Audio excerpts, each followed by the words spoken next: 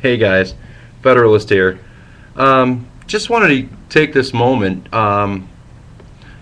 This Greek matter is a teachable moment for anybody in America who might be young, thinking that maybe socialism and President Barack Obama's hope and change message, what he really meant by that, what does it mean to be socialist, what are the dangers, what are the pluses, what are the minuses. Um, a lot of people talk up. Well, I mean, there's talkers on both sides, right? I mean, we've got our Rush Limbaugh, we've got our Glenn Beck, we've got our Mark Levin, Sean Hannity, down the line, and they've got theirs too. But there's been a lot of dangers and a lot of really ugly truths that have been hidden from the youth of today who think that this socialist idea might be the way to go because it sounds like a pie in the sky. I mean, how are you going to argue with having 6 weeks of paid vacation every year, being able to, in a lot of cases, retire by age 54 or 55, being represented by a union, all this yada yada yak on down the line? It just sounds like pie in the sky, doesn't it? I mean, who wouldn't leap on board with that? I mean, but you see now in Greece what this can possibly lead to. The trouble is that when the private industry is kind of swept down and all you have left are these rising government, you're diminishing the amount of workers who are paying taxes who don't work for the government, and raising the amount of people and the amounts that they get paid of the people working in the government. There becomes a dangerous imbalance.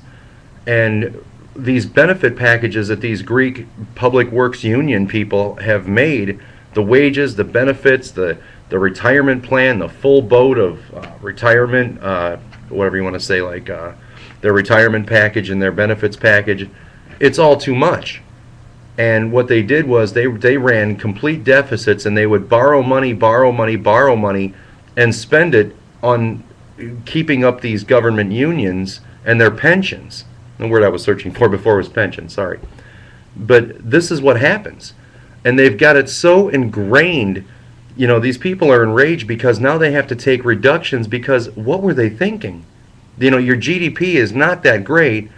Your exports are not that great. I mean, you're not really doing much. You're just kind of standing around in a circle, scrubbing each other's backs and going, oh, well, let's keep voting for these socialists because they keep giving us this and that and the other thing and raising our wage, raising our benefits, raising the amount of vacation time we can take. And so the productive economy is diminished. And then all of a sudden you have a point where you say, okay, well, God, now we're in negative, negative equity. We have no real means of catching up to the debt. Our GDP just isn't, it's diminishing. And any little recession or bubble that hits is going to be that ripple that takes us down beneath the waves. But yet these people that are there soaking up the benefits and they've worked their time, and they're saying, hey, you can't get rid of my stuff, man. I worked and you're not going to take something from me. Yeah, they really are. If you count on the government to give you something, the government giveth and the government taketh away. And it could take it away at the wrong moment for you.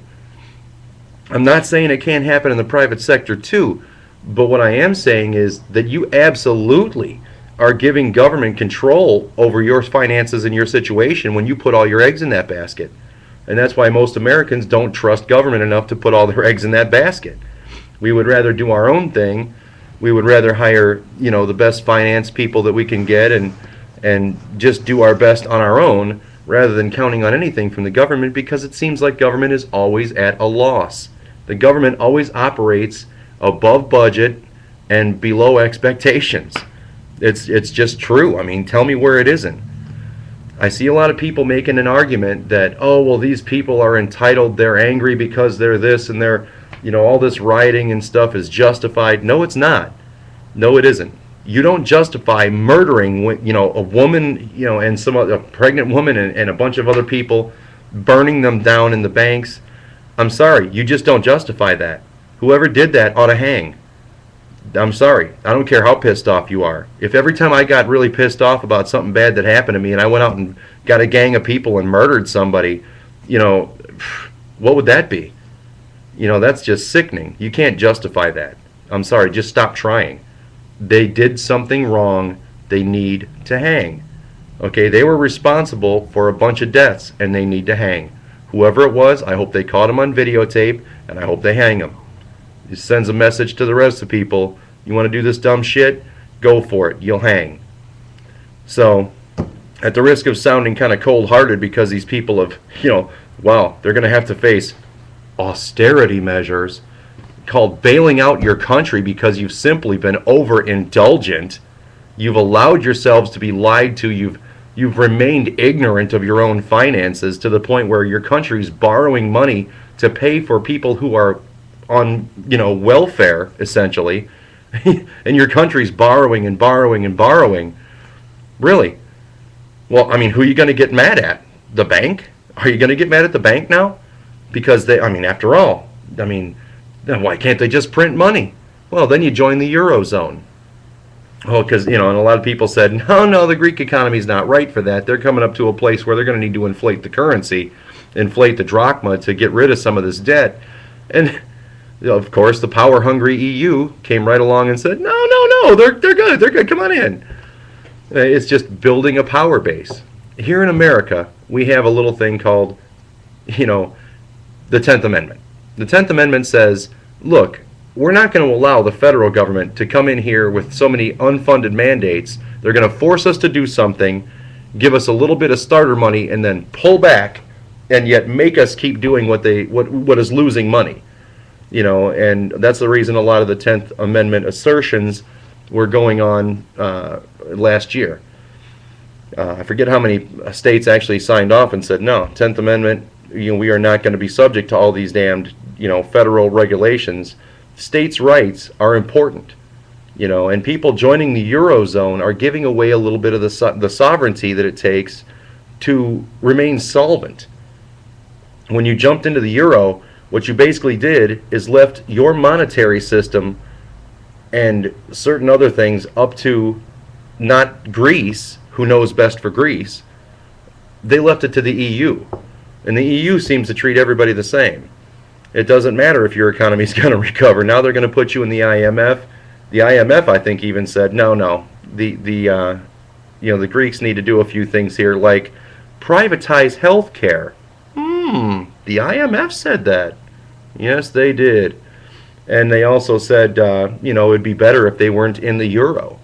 It would be better if they brought back the drachma and got rid of the euro, dropped out of the Eurozone and just inflated their own currency, sad as that is, to get rid of some of their national debt. Then they could realign some of the other problems that they're having with their public sector unions, their pension programs, their retirement. They need to readjust their very society that they've developed. Everything needs to be rethought.